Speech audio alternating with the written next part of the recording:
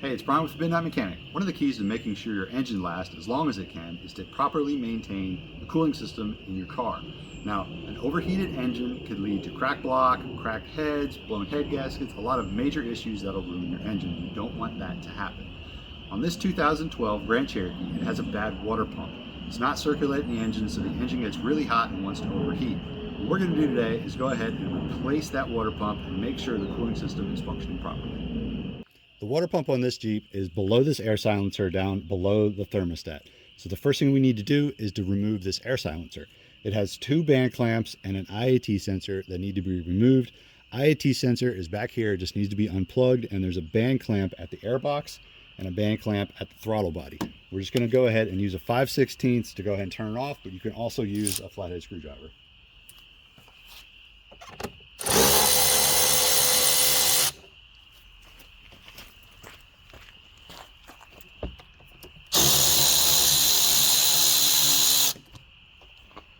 Unplug your IAT sensor.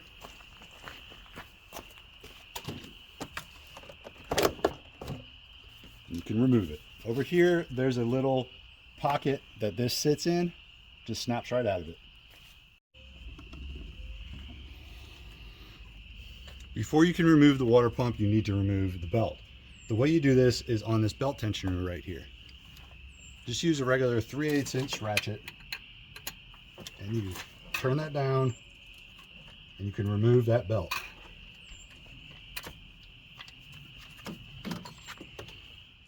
Here's our new water pump. You can see where the holes are, so you know where the bolts are and where to look for them.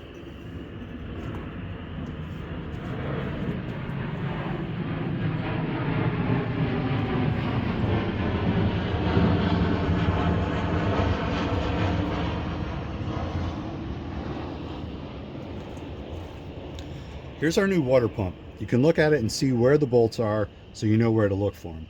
You also have these two water necks that you need to remove the clamps that are just below it. We'll adjust the camera so you can actually see what we're looking at. We're going to remove the hoses from these two water necks. The way we do it is we're going to use a pair of pliers or channel locks to slide these clamps off. If they're stuck, we can use this to run around the edge of where the hose attaches to the water neck, and that'll break it free without having to cut the hose off.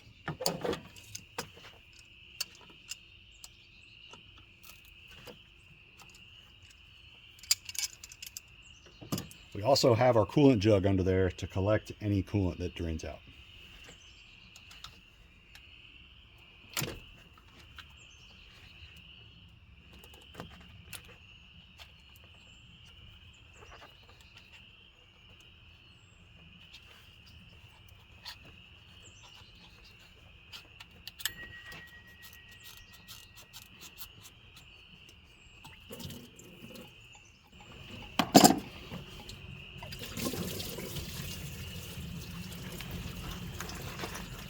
Now it's ready to remove the bolts. Like I showed earlier, we'll just go through and make sure we have all the bolts based off of the new pump.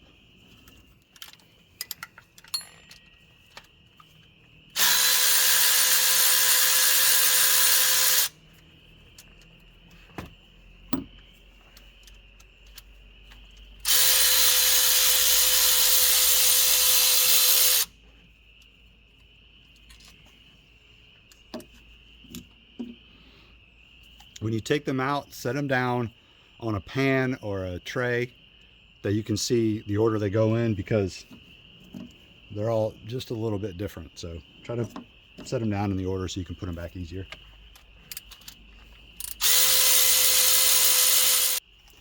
To remove all these, you're going to need a 10mm, a 13mm, and a 16mm. 16mm is back here. There's 10s and 13s everywhere else. You're going to need to also remove the bolt right here on this idler pulley.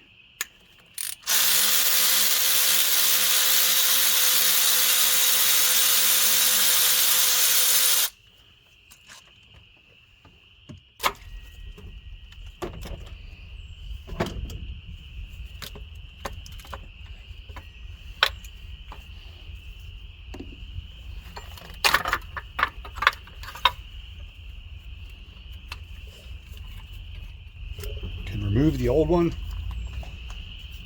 get your new one installed. get the surface cleaned off like I showed earlier. With the thermostat, don't use anything too rough on these areas. They're aluminum. We're just going to use a rag.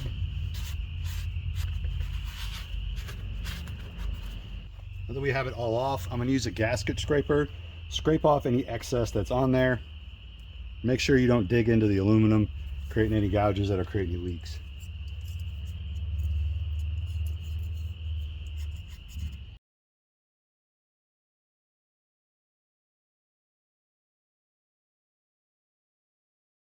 Once you have your new water pump installed, all the bolts in, snug down, make sure you go around, make sure they're all snugged up correctly so that there's no leaks. You can go ahead and reinstall your hoses on the water necks.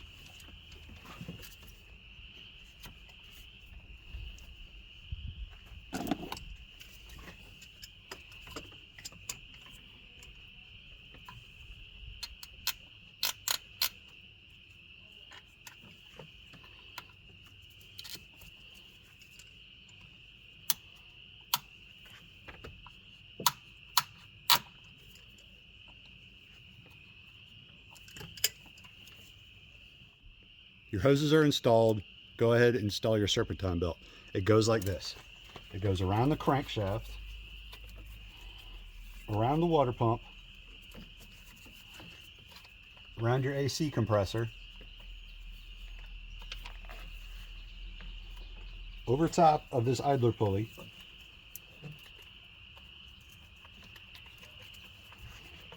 and it's going to ride on the outside of this tensioner, and you're going to move it around your alternator.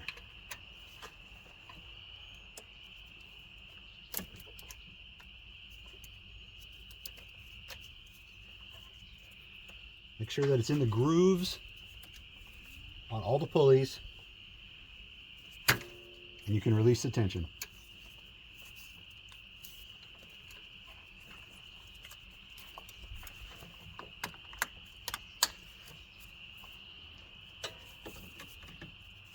Set up correctly in all your grooves. That's the correct routing, and then everything will turn the right direction. Have our tool set up to get all the air out of the system. You introduced a lot of air in there by removing that major component of your cooling system.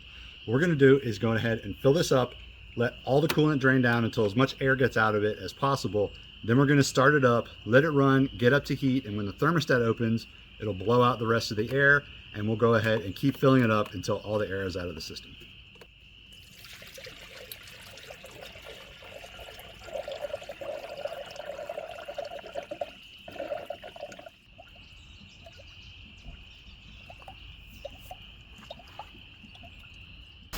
As it's idling, you'll notice it pushing air out. When the thermostat opens up, a whole lot of air will come out. It should pull some coolant down.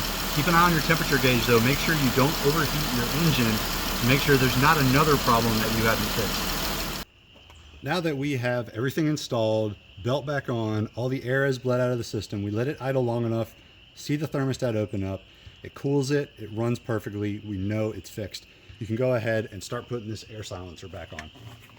Don't forget to plug in your IAT sensor as well.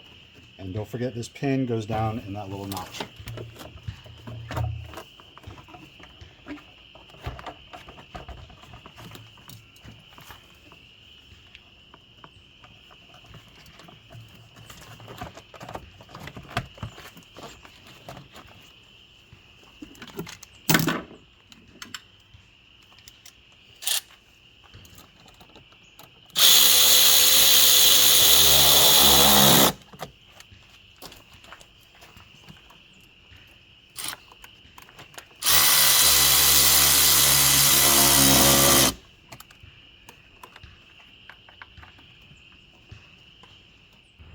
Everything's put back together, car's running great.